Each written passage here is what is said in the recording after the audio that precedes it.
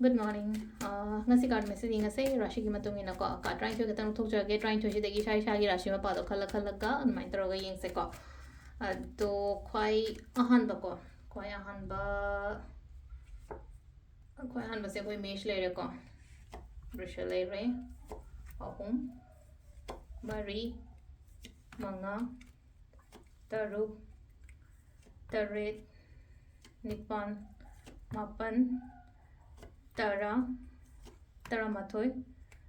Tara Nithoi. Why a handbook? Why hand was a going Mesha Shigin as a commisha Shigina Kailaki, commisha Shigin, a slice of pound, I will make a macra peg on a sisaco, an issue of Brisha, give and a slice of busy, or a city Katang Hitabanka Yamado in a Oreca, Aduga cano Mitun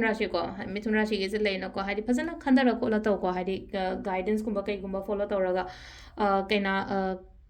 Cut Q in a silese ko, had a crat tapay ko, tapping counting a sigi, Ngasigi mota, hanging hung the hunching hung the Adagi amu singer Rashiko, singer Rashiguna silese, Aina Kaliba, Aina Ningiba, Aina Pamiba, Mayam do, Tabak in a Pantopio cock, Kenako, Kenajuke, no, no, but Tabain Kangumba, Hobeako, Tabakayam, Ganiko, Kenoguna, Situlagise, Adagi, Brichico, Brichikisu, Sida, Aina Kaliba, Aina Ningiba, Aina Kenukan Kalachatke, Kotke, Aina Kanbalaga, Chapio, to Gipoto, Sisina, Okogi Danuko, Danuki, Napona section low, Katang on the Yamka and a trust of where they go.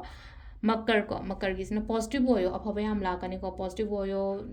hope Tamotabamatomataco. Next kiss in a quickie can only reco, Garigari,